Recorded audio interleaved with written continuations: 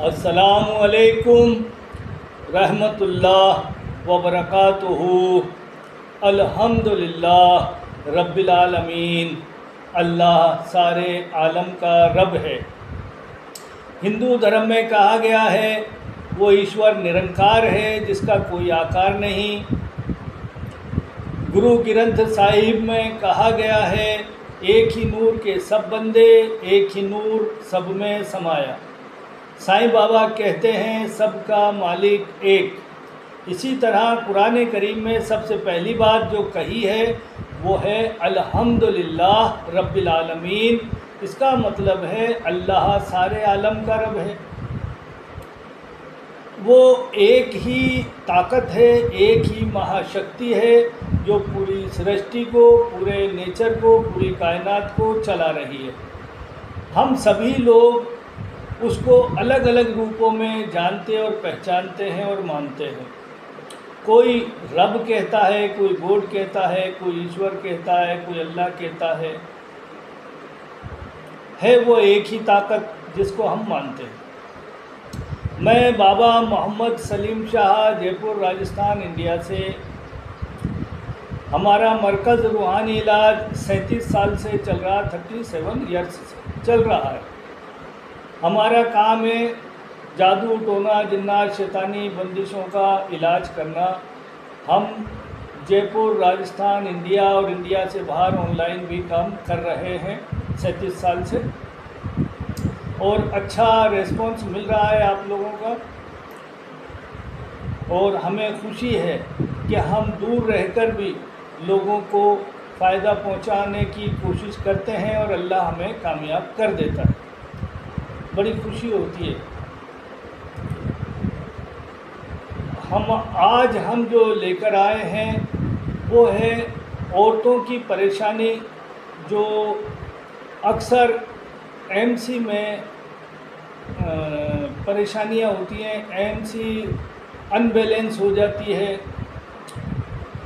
जैसे कभी माहवारी बहुत ज़्यादा आने लगती है, कभी माहवारी बहुत कम आने लगती है, कभी लगातार माहवारी आती रहती है, कई कई दिनों तक बंद नहीं होती है, और कई बार कई दिन ऊपर तक माहवारी नहीं आती, कई बार कई महीनों माहवारी नहीं आती, 2-2, 3-3 महीने नहीं आती।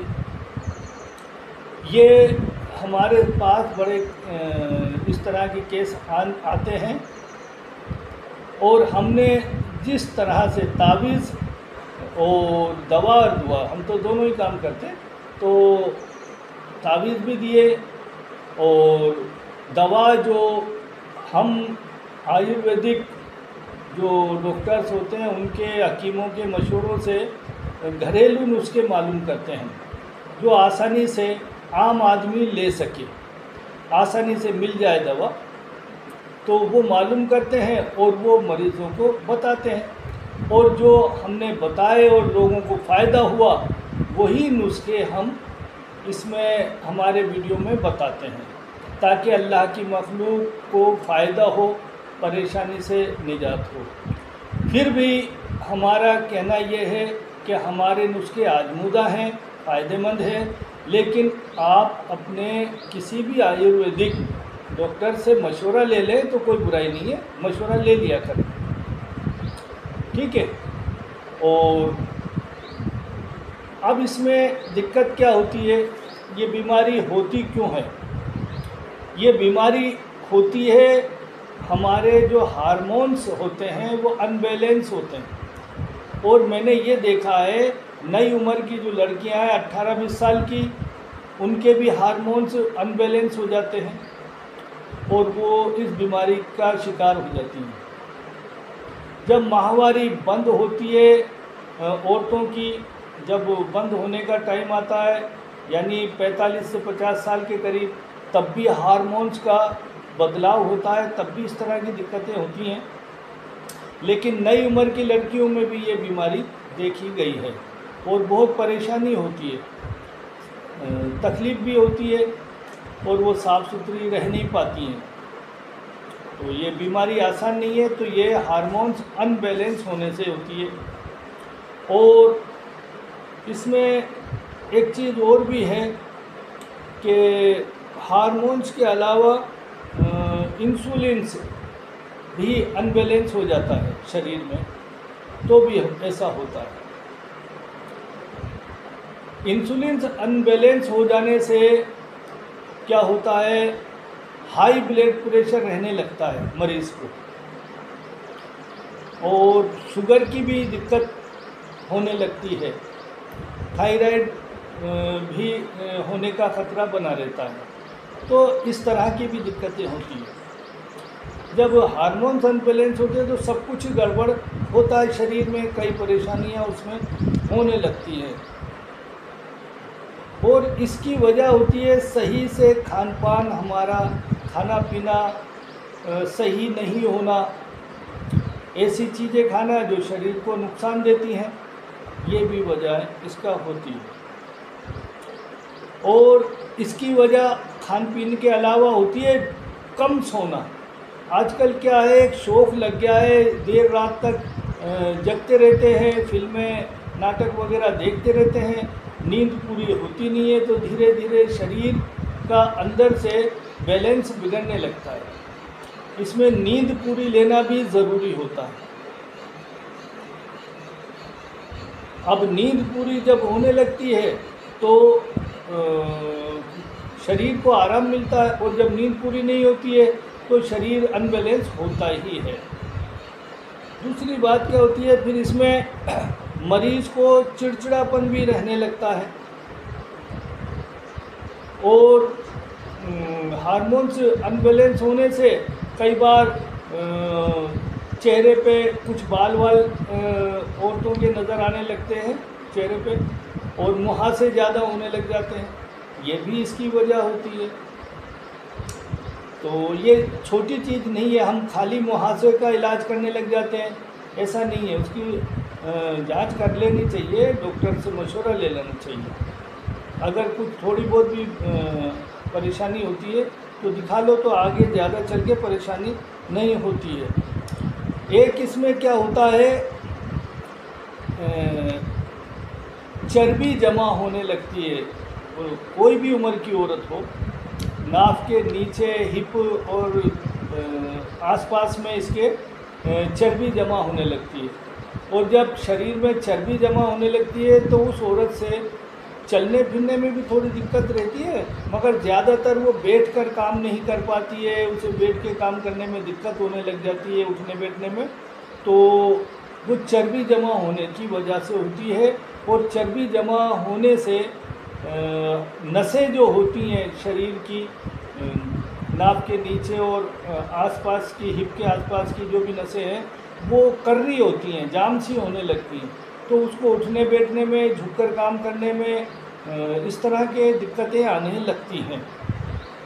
ये इस तरह की बीमारी होने की वजह सिर्फ कोई हार्मोन्स अनबैलेंस ही है।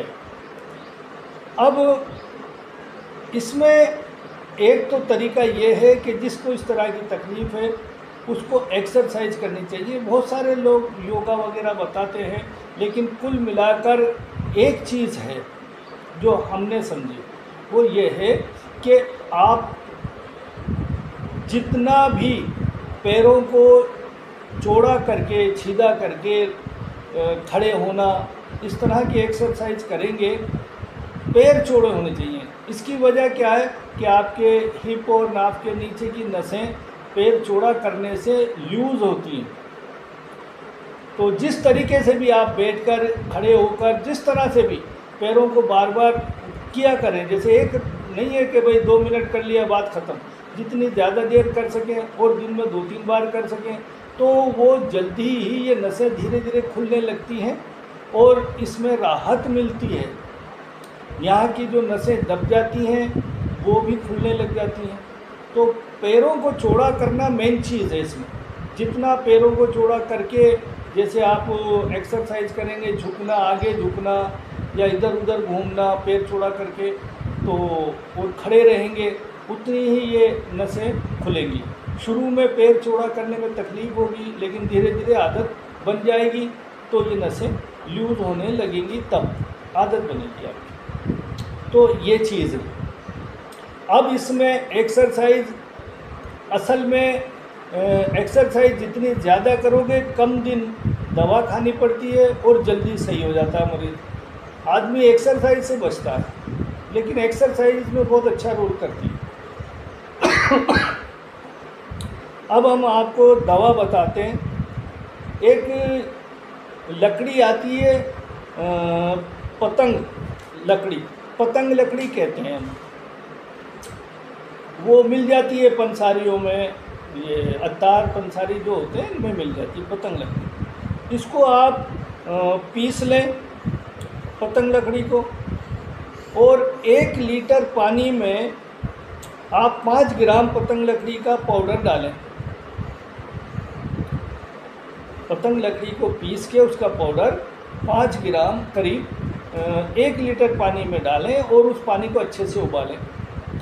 अब वो पानी आप सुबह भूखे पेट भी पी सकते हैं, एक साथ भी पी सकते हैं, या थोड़ा थोड़ा करके दिन में पी सकते हैं। ये रोज़ का काम करें आप पतंग लकड़ी को।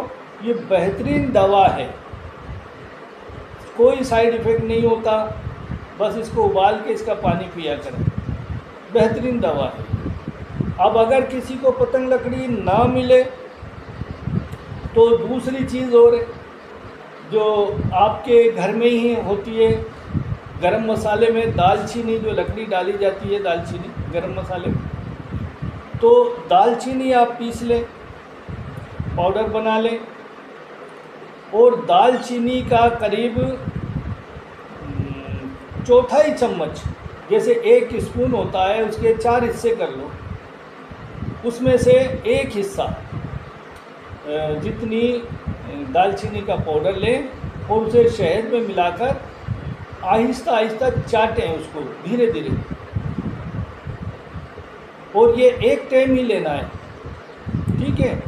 यानी दालचीनी का पाउडर शहद में मिला के उसको चाट लिया करें, और एक ही टाइम जब भी आपको टाइम मिले जब भी ले लिया करें, ठीक है। लेकिन एक चीज़ और मैं बता दूं, फिर समझाता हूँ। एक चीज़ और, दूसरी चीज़ है दाना मेथी। तीसरे नंबर है दाना मेथी। दाना मेथी जिसकी सब्ज़ी बनती है, तो इसके दाने 2 चम्मच आप भिगो दें पानी में रात में, और सुबह इसको नरम हो जाती है, इसको चाप कर आप खा सकते हैं, और वो पानी जो होता है उसे पी लें।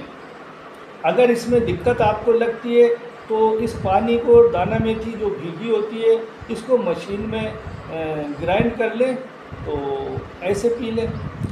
तो इसको भी एक ही टाइम लेना है। तो ये इस तरह से आप दवा, ये एक ही टाइम की दवा, तीनों दवा जो आसानी से आप कर सकते हैं वो करें। लेकिन इसमें सबसे बड़ी चीज़ तो ये है कि आपको परहेज़ करना है। खटाई वगैरह बिल्कुल बंद कर दिया करें। इसमें खटाई बिल्कुल जहर है, ख़ास तौर से इमली और अमचूर जो आम से बना होता है, अमचूर इमली जहर का काम करती है। ये आपके दवा का असर नहीं होने देगी, आपको जल्दी सही होने नहीं देगी। तो इमली और आम से बना अमचूर ये तो बिल्कुल ही नहीं लेना चाहिए। यानी खटाई से जितना दूर रहेंगे उतना जल्दी आपको फ़ायदा होगा। दूसरी बात, ये जो बीमारी है ये ऐसी है कि ये एकदम सुधार नहीं होता, हमारे शरीर का बैलेंस एकदम सही नहीं हो जाता है। तो इसको थोड़ा लगातार लेनी पड़ती है, काफ़ी दिन लेते रहो जब तक आप पूरे तरीके से सही नहीं हो जाए, इसको ले लिया करें। इनका कोई साइड इफ़ेक्ट नहीं है। और इसमें ऐसा होता है, देखो कि परहेज़ ज़्यादा है इसमें, ये ध्यान रखना भाई कितने दिन खटाई निकाल। तो जब तक आप दवा ले रहे हैं जब तक परहेज़ करें। जितना आप खान पान पे परहेज करेंगे उतना ज़्यादा अच्छा। खाना ऐसा खाएं जो आसानी से आपको पच जाए, यानी थोड़ा सा खाना कम खा लें, इसमें बुराई नहीं होती। थोड़ा सा कम खा लें तो वो आसानी से पच जाएगा, और पच जाएगा सही से खाना तो वो आपको फ़ायदा भी देगा। तो हमें उम्मीद है इंशाल्लाह आप इसको अच्छे से समझेंगे। और जो हमारे वीडियो बनते हैं वो इसीलिए बनते हैं कि हम लोगों तक ऐसी चीज़ पहुंचाएं जो फ़ायदा उठाएं लोग और हमें दुआ मिले। और आप भी अपने रिश्तेदारों में, अपने ग्रुपों में इस तरह के वीडियो शेयर कर दिया करें ताकि लोग फ़ायदा उठाएं, आप भी सवाब के हकदार बनें। हमारी दुआ है अल्लाह आपको, आपके पूरे परिवार को, सबको खुश रखे, तंदुरुस्त रखे, सलामत रखे। और फिर मिलेंगे इंशाअल्लाह किसी और वीडियो में बात करेंगे। अल्लाह हाफिज़।